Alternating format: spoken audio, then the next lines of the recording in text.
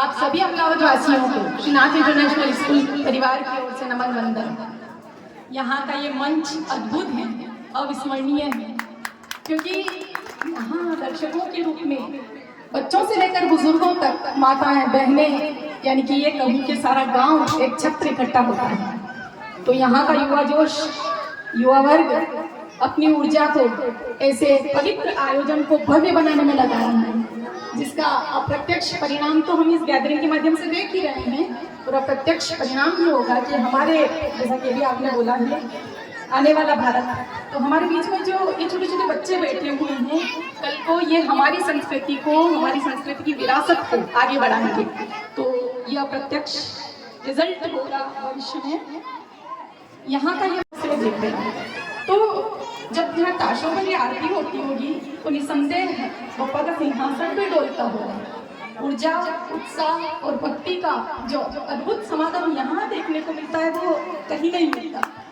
तो इस अद्भुत आयोजन के लिए आप सभी का धन्यवाद साधुवाद।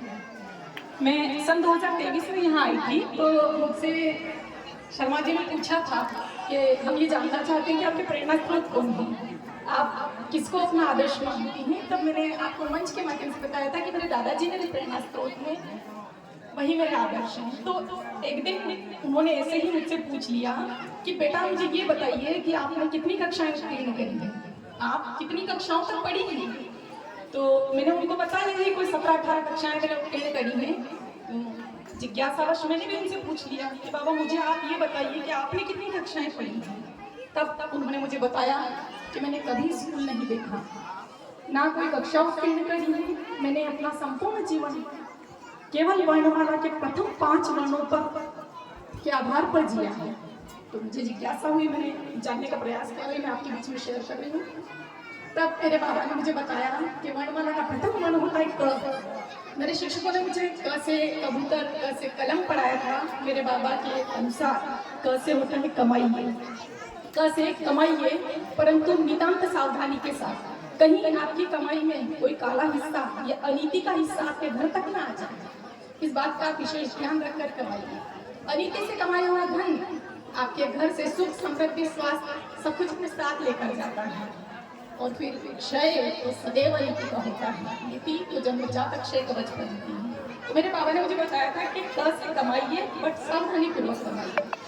नेक्स्ट लेटर मेरे बाबा ने मुझे बताया था ख। ये शिक्षकों ने मुझे ख से खरगोश पढ़ाया था।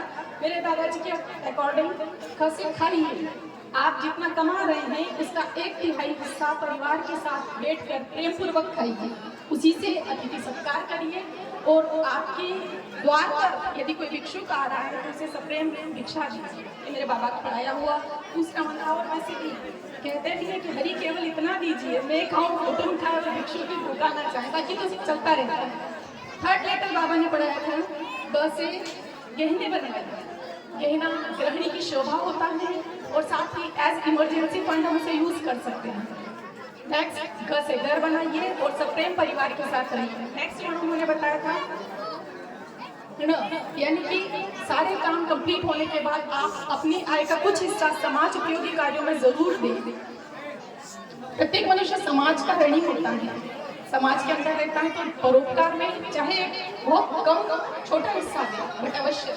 ये मेरे बाबा ने, जिन्होंने कभी स्कूल नहीं देखा, उसके बाद भी ऐसे जीवन मूल्यों के आधार पर उन्होंने अपना जीवन यापन किया। इस बात को इस मंच से शेयर करने का मेरा उद्देश्य ये था कि यहाँ पर जितने भी कॉलेज स्टूडेंट्स हैं जो कॉलेज लेवल पर जा रहे हैं, मैं उनको बताना चाह रही थी कि आप चाहे कितनी भी बड़ी यूनिवर्सिटी में पढ़ लें, कितने भी बड़े स्कूल कॉलेज में पढ़ लें, बट जीवन मूल्यों की जो नैतिक शिक्षा देने का जो क्षमता आपके माता पिता, आपके परिवार में है, किसी कॉलेज या यूनिवर्सिटी में नहीं है।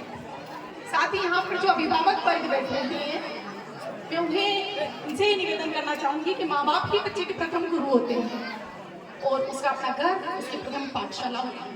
घर के लिए संस्कार ही बच्चा लेकर स्कूल तक पहुँचता है, फिर स्कूल से जो संस्कार मिलते हैं वो लेकर बच्चा समाज में करता है। तो एक बच्चे को सामाजिक प्राणी बनाने में घर और स्कूल दोनों का बराबर ही योगदान होता है। इस चर्चा को यहाँ शेयर करने का एक उद्देश्य ये भी है कि मैं आज आपके सामने खड़ी हूँ यदि मैं केवल स्कूल और कॉलेज पढ़ती और मेरे बाबा से ऐसे जीवन मूल्यों की शिक्षा न लेती तो शायद मैं हमेशा जीवन की जटिलताओं को देखती, कभी भी उसमें छुपी अनंत संभावनाएं ना देखती या परिस्थितियों के साथ कभी तालमेल ना बिठा पाती। बात घूम फिर कर मेरे पिछले साल वाले उद्बोधन पे आ रही है। मैंने आपसे पिछले साल निवेदन किया था कि कम से कम 20 से 25 मिनट आप सब अपने पेरेंट्स के पास बैठे, हम सब पेरेंट्स के पास बैठे। बैठने का ये फायदा हुआ कि ऐसे करोड़ों के अनुभव हमें मुफ्त में मिले। आप सब ने मुझे बड़े धैर्य से सुना। Thank you so much.